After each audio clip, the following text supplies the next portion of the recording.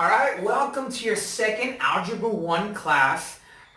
Today we're going to talk about solving equations by multiplying or dividing. Now in our previous video, I explained how to solve equations by adding or subtracting.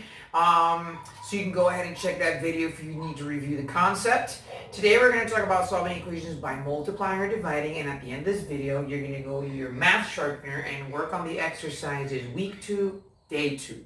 Now, for those of you that don't remember, the exercises that you were supposed to do for your previous video were all the exercises from week 1 and the first exercise from, or the first set of exercise from week 2. So basically, week 1, day 1, day 2, day 3, day 4, and week 2, day 1. After this video, you're going to go ahead and do week 2, day 2. So let's get started, all right? Now, when you were working, or when we were discussing solving equations by adding or subtracting, we established that if we had an equation that said something like x plus 3 equals 7, we were going to do the opposite of adding. So x plus 3 equals 7, we subtract 3 on both sides. This cancels out, and we said that x equals 4. And likewise, if we had an equation where we had something like a minus 3 equals negative 12, if we had a subtraction, then we would do the opposite. So that means we would add. We would add 3 in this case on both sides. A cancels out. Negative 12 plus 3 would be positive 9. And that's it, right? So today we're actually going to see 5 examples of solving equations by multiplying or dividing. And the last one is my favorite because it's a fraction. And people hate fractions, but for some reason I find them kind of fun. Now, what do we do, or how do we approach a problem that has solving, that in which you have to solve by multiplying or by dividing? Okay, so if we look at the first one, it says negative 2b equals negative 30. Now, basically, what we do is we ask ourselves, what question is this problem asking me? So it's saying to me, if I analyze it, that negative 2 multiplied by whatever number b equals is going to equal negative 30. So negative 2 multiplied by any number, or by a number, is going to equal negative 30, and our job is just to find and check our answer. So whenever you have an exercise like that, and let me go ahead and write this down here. So whenever you have an exercise like that, where it's asking me what number multiplied by the variable equals the answer, or in this case, what number multiplied by negative 2 multiplied by what number equals 30, we have to do the opposite of multiplying, which is dividing. So in this case, we're going to divide by negative 2, and we're going to divide by negative 2 on both sides. So this is going to, whenever we're dividing, this is going to cancel out. So negative 2 and negative 2 are going to cancel out. And that's going to be b. And negative 30 divided by negative 2 is positive 15. And that's our answer. B equals 15. And now what we're going to do is we're going to check.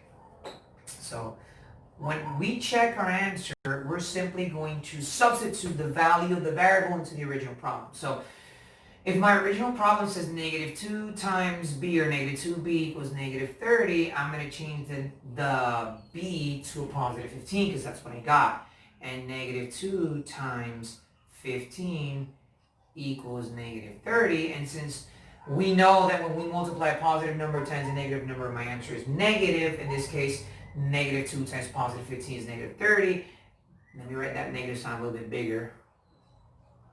This checks out, and that means that this problem is correct. Okay? So let's look at the second exercise. It's another division problem. So again, saying 3x equals 36. So in reality, what it's asking me is 3 multiplied by what number equals 36. Now, a lot of these exercises, at least when you're starting to work on them first, are very obvious, but some of them aren't, like we're going to see in our last example.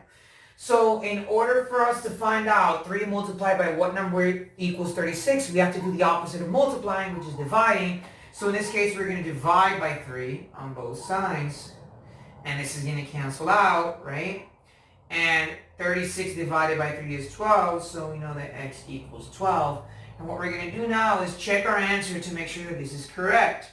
So again, we have our original problem, 3x equals 36, but we're going to plug in 12 for the x's, and we're going to say 3 times 12 equals 36. And of course, 3 times 12 is 36. And this checks out, so that is also correct. So that's how we work on the exercises when we're dividing. So we're going to have the problem set up like a multiplication, and we're just going to divide by the number that has the variable. Okay, so 3x equals 36. I divide by 3 on both sides. This cancels out. 36 divided by 3 is 12. X equals 12. To check my answer, I simply plug in the 12 where the x was. 3 times 12 equals 36, and that's it. That's the end of that. So I'm going to go ahead and erase this side of the board. And now we're going to see the other face, or the other situation when we are multiplying. So I'm going to go ahead and write this one here. Y over 9 equals negative 36. Okay? So this is going to cancel out. I'm just going to erase this. So here I have a division problem. So I actually have a division problem. It's not 36, it's negative 3. So I have a division problem, okay? Now, in our previous example, I had a multiplication problem, and I had to solve the problem by dividing. Here, I have a division problem, so if you're thinking to yourself that you have to solve that problem by multiplying, you're correct, because we're doing the opposite. So in reality, what this problem is asking me is what number divided by 9 equals negative 3? Now, in order for me to do that, I have to do the opposite of dividing, which is multiplying, so I'm going to multiply everything by 9. And this cancels out, and y equals, and negative 3 times 9 is negative 27, and that's my answer. That's it. It's really simple, I know, right? And what am I going to do now? I'm going to check my answer. Now, to check your answer, we're going to do the same thing we've done previously, which is instead of writing your original problem, which is y over 9 equals negative 3, I'm going to do the opposite, or I'm just going to plug in my answer, which in this case was negative 27. So I'm just going to say negative 27 divided by 9 equals negative 3. And of course, negative 27 by 9 equals negative 3. So this problem is correct and it checks out. And it's as simple as that. And we're going to see 2 more examples of multiplying or solving equations by multiplication, and that'd be it. So I'm going to go ahead and erase this.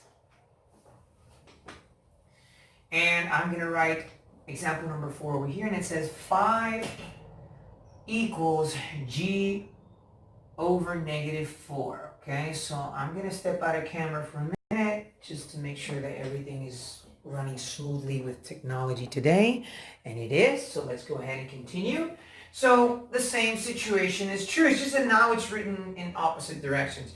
It's saying that g divided by negative 4 is going to equal 5, or that 5 is the answer of g divided by negative 4. Now, I don't know the value of g, so that's what we're going to do now. So what am I going to do? I'm going to multiply by negative 4, okay? So I multiply by negative 4 on both sides. And what's going to happen here is that negative 4 and negative 4 are going to cancel out, okay? And that equals g, and you're going to multiply negative 4 times 5, which is negative 20. So negative 20 equals g. So it's saying that if I divide negative 20 by negative 4, I'm going to get positive 5, but I'm going to go ahead and check my answer. So again, just like we've done for all of the previous examples, you're simply going to take and say, instead of writing your original problem, which is 5 equals g over negative 4, I'm going to say 5 equals negative 20 divided by negative 4. Now, if I divide negative 20 by negative 4, I get positive 5, so this is correct, which means that the problem checks out. Okay? Now, I have my last exercise, which is with a fraction. Now, it looks really complicated, but in reality, it's quite simple. Okay? So I'm going to go ahead and erase this, and we're going to work on our last example of the video. And the last example says 5 is 1/2 x equals 10. So what this problem is saying is that 1/2 multiplied by x equals 10. So half or 1/2 of any number, or 1/2 of a number multiplied by x equals 10. So if this is a multiplication problem, I have to do the opposite of multiplying, which is dividing. So you're asking yourself, how do I divide a fraction? Remember that whenever you're dividing a fraction, you are multiplying it by its reciprocal, and what that means is that you're going to flip the fraction upside down and multiply. Here's what I mean. So I'm going to write 1 over 2, or 1/2 as my reciprocal. And my reciprocal is that I'm going to flip it upside down and write it as 2 over 1. And I'm actually going to do the same thing on the other side. And I'm going to flip it over and write it as 2 over 1. Now, whenever you're dividing a fraction, you're going to take the fraction and flip it upside down. In the case of equations, you're going to flip the fraction that has the variable. So 1/2 x has the variable, which means I'm going to flip it upside down, and I'm going to multiply. So if I look on the left side of the equation, this is going to cancel out because 2 and 2 cancel out. 1 and 1 cancel out, and that would be x. And then on this side, I'm going to do the same. Now what I'm going to do is, since basically all real numbers are rational, and what that means is just that I can express them as a fraction, I can express 10 as a fraction and write it over 1. So what that means is now, whenever you multiply a fraction, you multiply your numerator by your numerator, which is 10 times 2, which is 20, and your denominator by your denominator, which is 1, and x equals 20. And just like I did with all the other examples, I can check this out too. So in my check, instead of writing 1/2 x equals 10, I'm going to change that to 1/2 multiplied by 20 equals 10. Okay, now this is what I do in this exercise. You can do it 2 ways. You can write 20 over 1 and cross cancel, which is what I'm going to do. So I'm going to write 20 over 1. And cross cancel means that I look at the 2 and I look at a 20. Is there a number that divides by 2 that also divides by 20? In that case, it's correct. And I can divide by 2. So 2 divided by 2 is 1, and 10 divided by 2, or 20 divided by 2 is 10. And if I'm, or let me write that better, 10. And 10 times 1 is 10. And 1 times 1 is 1. And 10 divided by 1 is 10. So this is correct, and my answer checks out. Okay? So if you have any questions with any of these exercises, you can pause, rewind the video. Our virtual classroom will be Thursday. The schedule for the online classroom is already posted in College 1. And I know it's only been 2 days, but this is your favorite math teacher signing off. So stay safe, and I'll see you guys soon. Bye.